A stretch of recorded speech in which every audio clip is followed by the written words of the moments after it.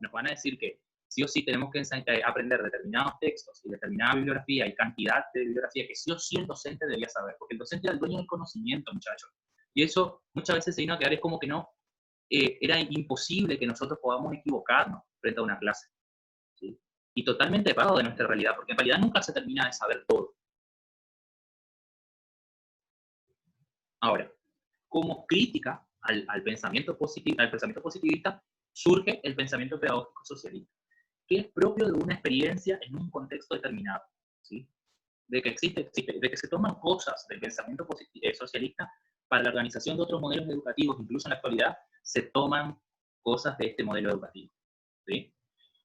Ahora, después le voy a presentar a una autora en el segundo cuatrimestre, María Cristina Davini. Ella habla de teorías pedagógicas o tradiciones pedagógicas no consolidadas. Bueno, algunas vienen de la mano de este modelo pedagógico, ¿sí? En donde hoy en día nos piden, por ejemplo, un sujeto más activo, un sujeto más reflexivo, o sea, no tan memorístico, no tan de la repetición y tan pasivo, ¿no?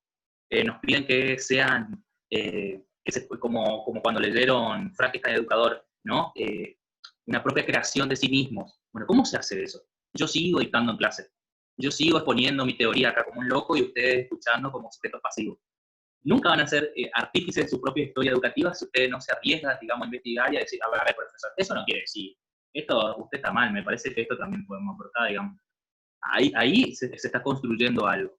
Bueno, la pedagogía socialista viene a criticar, obviamente, la pedagogía positivista, diciendo, a ver, la pedagogía positivista lo único que hace es sostener un sistema social burgués. Y ese sistema social burgués, obviamente, es desigual. Para esto yo tendría que explicarle marxismo, pero es un inicio, ¿sí? Es un inicio. Seguramente en algún momento lo voy a tener que retomar esto para poder explicarle pedagogía crítica a Paulo Freire, ¿sí? Que me gustaría que lo comprendan bien, pero sí o sí es necesario comprender bien marxismo, ¿sí? Primero que nada, acá no se ve el mundo como algo observable. Segundo, Marx no escribió para educación, ni Engels tampoco, ni tampoco escribían en política, ¿sí? Sino que lo que hacen es escribir sobre una crítica a un sistema social y económico, ¿sí? Llamado capitalismo, a través del manifiesto comunista. Bueno, que le gusta leer esas cosas, lo puede hacer también. El método que utiliza es un método dialéctico, ¿sí?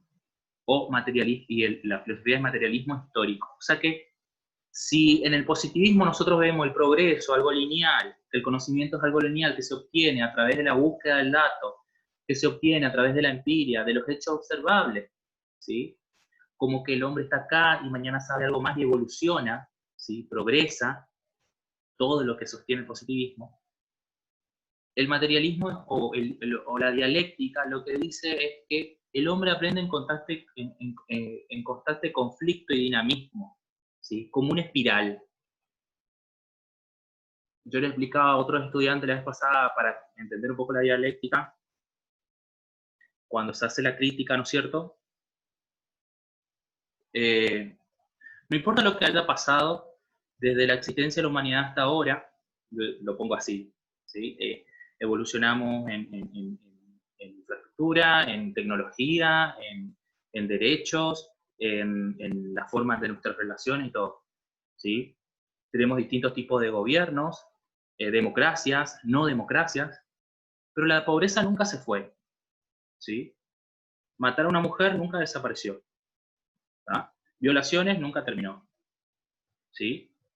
Que la mayoría de la población sea pobre nunca terminó. Entonces, ¿qué pasa? La dialéctica dice, pueden pasar el tiempo, ¿sí? Pero hay hechos puntuales que siempre se mantienen, porque existe una estructura que los mantiene. Y hay una suerte de clases en donde hay una clase que es dominada y una clase dominante, ¿sí? Después me voy a detener un poco más en esto, pero lo que voy es, ¿cuál es el aporte del pensamiento pedagógico socialista en este caso? Primero que nada, que así como en el positivismo se ven hechos observables, el orden, el progreso, la disciplina, la memorización, la repetición, acá lo que se busca es la igualdad. Y eso es una palabra, hoy le decía a unos alumnos a la mañana, esto es una palabra que nos queda muy grande en la práctica, ¿sí?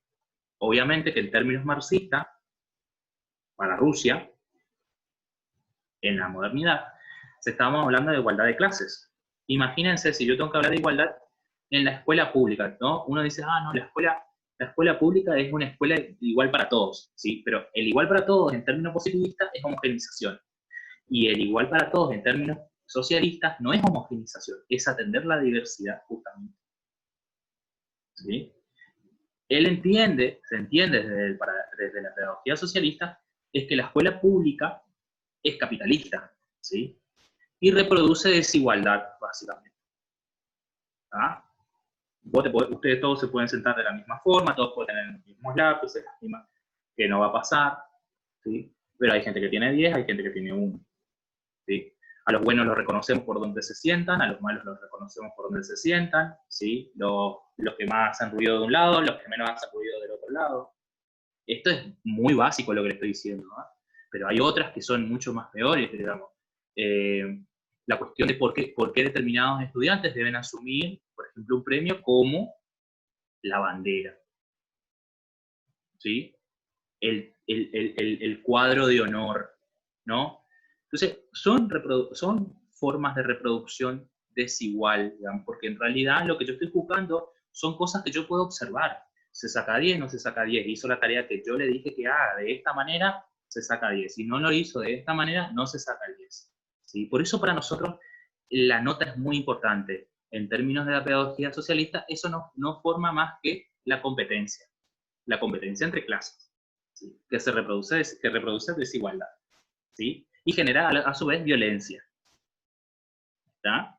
Por eso, ¿sí? Lo digo como nerd, el nerd no es el chico por lo general, los compañeros en el curso se van a juntar. ¿Por qué? Porque se estudia más, se sacan mejores notas, etcétera, etcétera, etcétera. Entonces vienen los chicos que hacen deporte, que son más populares. O sea, hay todo un sistema y toda una estructura que sostiene ese modelo de desigualdad. Eso es lo que critica básicamente la pedagogía socialista, sin entrar mucho en detalle de la crítica al capitalismo, ¿sí? Ahora, imagínense una escuela igualitaria, muy difícil de lograr, y más en los términos que ponen, por ejemplo, Lenin, Gramsci, ¿sí? En donde ellos entienden que si bien la educación debe ser pública y gratuita, el positivismo dice lo mismo, no dice nada de lo contrario, ellos van a que se debe eliminar el trabajo de los niños en las fábricas. En el pensamiento positivista no se hablaba de esto, ¿sí? Porque supuestamente no es algo de lo que yo me tenga que meter, porque mi objetivo es esto, la escuela, no el trabajo, ¿sí? La educación politécnica, ¿no? Esta cosa de las técnicas que deben formar al hombre, ¿sí? Debe abarcar aspectos mentales, físicos y técnicos. O sea, que el hijo de un obrero no debe aprender solamente a hacer cosas de obrero. Lo que pasaba en la escuela pública cuando se inicia es que las chicas, las niñas debían aprender ciertas cosas y los varones ciertas cosas. No debían aprender lo mismo. Y los varones debían aprender ciertos oficios y las mujeres ciertos oficios. Y eso es una reproducción de diferencia, perdón, de desigualdad social y cultural. ¿Sí? Entonces, ¿qué dicen esto? No, todos deben aprender exactamente 3 aspectos: mental, físico y técnico. En este modelo pedagógico se entiende. Lo primero que hizo Lenin fue decir, a ver muchachos, en esta Rusia lo primero que van a hacer es que los mayores de 12 años, ¿sí? Los mayores de 12 años hasta los de 52 años, todos tienen que aprender a leer. Todos, obligatoriamente. O sea, no es que la escuela era obligatoria solamente, sino que tendrían que aprender a leer mínimo. Y obviamente era la única forma de poder tener acceso a un pensamiento determinado, a través de la lectura. ¿Sí? Pero el Estado debía generar esto. Y, por último, la inseparabilidad de la educación y de la política. Por consiguiente, de la totalidad de lo social y de la articulación entre el tiempo libre y el tiempo de trabajo. Es decir, el estudio, entre el estudio y el entretenimiento. ¿Sí? Nosotros sabemos que el horario del recreo, el recreo. Y el horario del aula, el horario del trabajo. Similar cuando nosotros nos vamos a trabajar. Los que ustedes que trabajan, algunos, yo sé que tienen su horario de trabajo y que durante ese horario pueden hacer determinadas cosas y tienen un horario, con suerte, para descansar. ¿Sí? Ahora, él dice, en la escuela lo que se le debe enseñar no es el formato mecánico de eso, sino que es comenzar a analizar qué es lo que yo estoy trabajando, qué es lo que yo estoy poniendo en esta fuerza de trabajo. Comenzar a ser reflexivo, qué es lo que yo estoy haciendo y por qué cosas me están pagando incluso, cuáles son mis obligaciones y cuáles son mis derechos. ¿Sí? Hace muy poco tiempo que se le vienen enseñando, por ejemplo, los derechos a los estudiantes, ¿sí? Es más, todavía hay mucha resistencia, incluso porque nosotros lo primero que decimos, no, a los estudiantes hay que enseñarles los derechos, vienen y nos hablan las capacitaciones y decimos rápido, no, pero también hay que enseñarles las obligaciones, no, obvio, derechos y obligaciones, yo digo derecho y está incluido en las obligaciones, me parece, a ver, y aprender derechos, ¿cómo ustedes aprendieron derecho en la escuela? Le enseñaron a repetir la Constitución, cosa más aburrida del mundo, no le pueden enseñar a repetir la Constitución, ¿sí? Y el artículo 14 bis y el preámbulo. Y eso es enseñar política, y eso es enseñar educación. No es cómo se reclama, cuáles son las prácticas ciudadanas que deben ejercer, cuáles son las denuncias que pueden hacer. Puedo asegurar que la mayoría de las personas terminan el secundario obligatorio con 18 años y no saben hacer una denuncia, porque no conocen sobre la vida política, cómo son las relaciones de poder.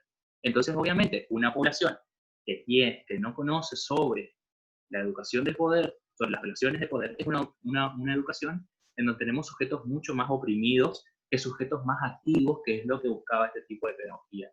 ¿Sí? Y activos en cuestiones políticas, ¿sí? En cuestiones de relaciones de poder. Otro. La educación pública, entonces, debería ser eminentemente política, dice.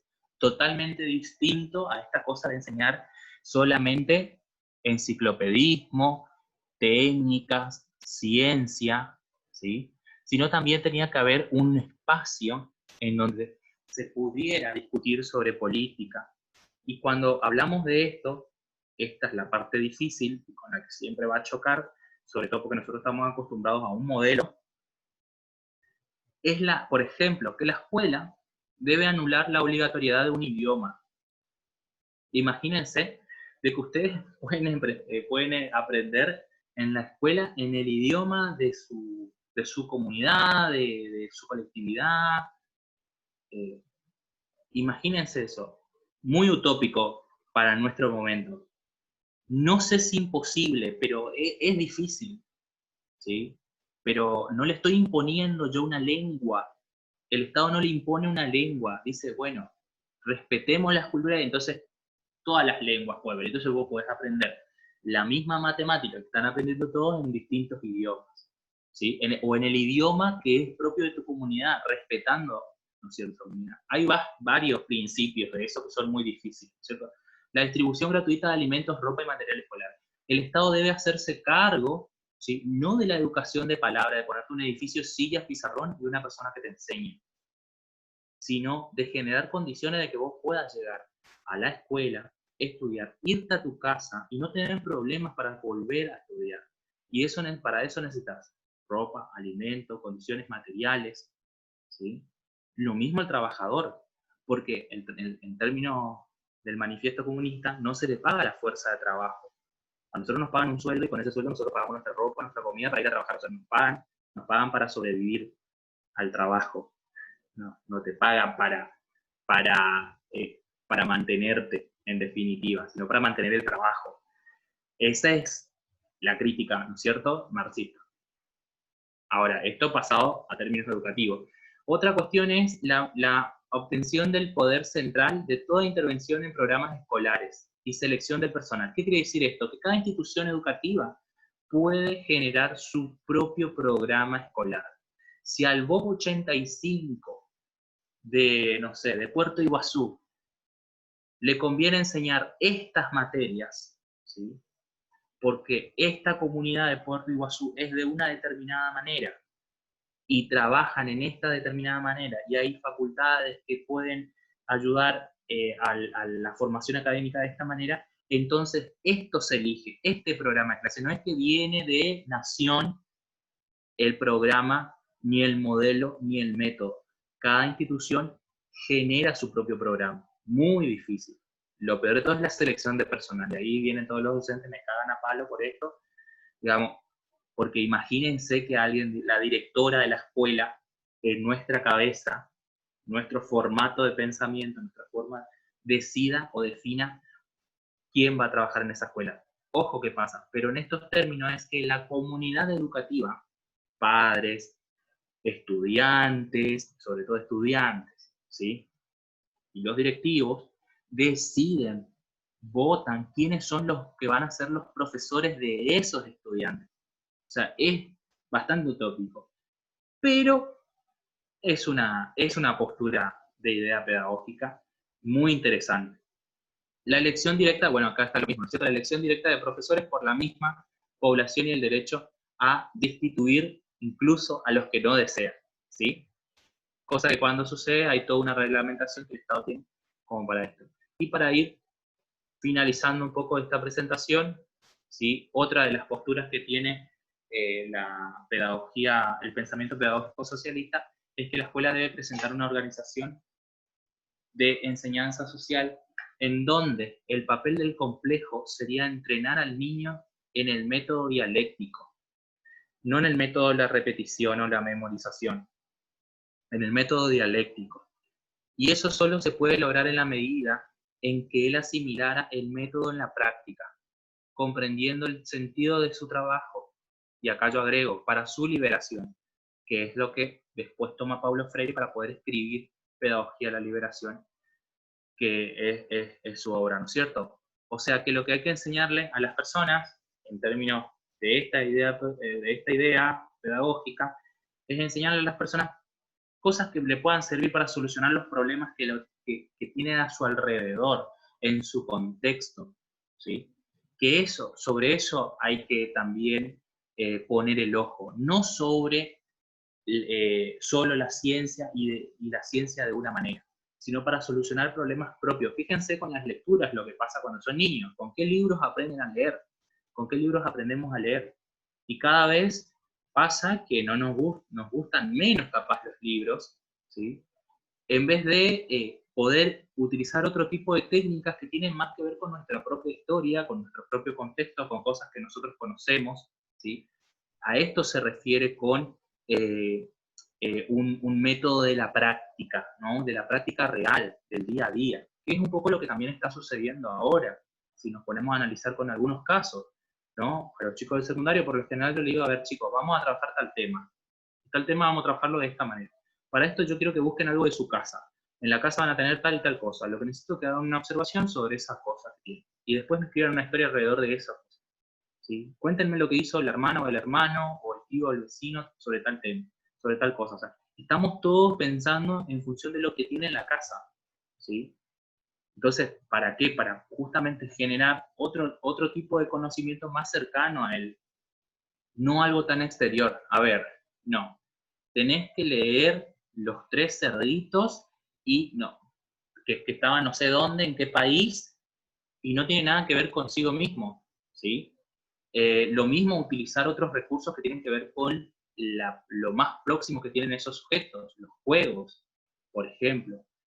Después de esto vamos a seguir, obviamente, eh, poniendo algunas cuestiones. Gramsci es también un expositor de este modelo, ¿sí? Es un defensor de la escuela socialista, pero él no la llama escuela pública solamente, sino que él habla de escuela unitaria, por ejemplo, ¿sí? En donde lo que se busca es la centralización democrática, o sea, que todas las decisiones por lo general se tomen en consenso se tomen en consenso entre todos los actores, ¿sí? Y entiende también que la escuela es un reproductor de desigualdades en este caso.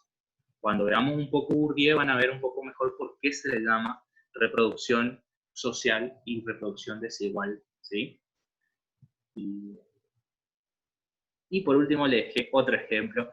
Si quieren buscar imágenes, hay un psicopedagogo, Frato, lo van a encontrar, sí, Frato, Aniceto, Francesco, ay, se me fue el apellido, pero lo van a encontrar como Frato, psicopedagogo que se dedica a las caricaturas, sobre todo a caricaturas relacionadas al mundo de la escuela, la pedagogía, la educación, y tiene esto, ¿no? La maestra en el bosque, los niños sentados, y uno dice, qué lindo, ¿no? Qué innovador, ¿sí? Hoy chicos vamos afuera a trabajar, ¿sí? En el contexto. ¿sí? En el contexto vamos a trabajar. Dice, hoy le explicaré el árbol. Hoy le explicaré el árbol. De abajo arriba, las raíces y el tronco. Hoy tiene una ficha, un afiche enfrente, ¿sí? Mostrándole el árbol, sin tener en cuenta todos los árboles que tienen en el contexto. Muchas veces hacemos eso en educación. Sin tener en cuenta por ahí el contexto, estamos mostrando a través de aparatos, reproduciendo nuevamente repeticiones, memorizaciones, disciplina, ¿sí? Y no un pensamiento más reflexivo y cercano para poder resolver problemas propios de su propia experiencia con la realidad, ¿sí? Bueno.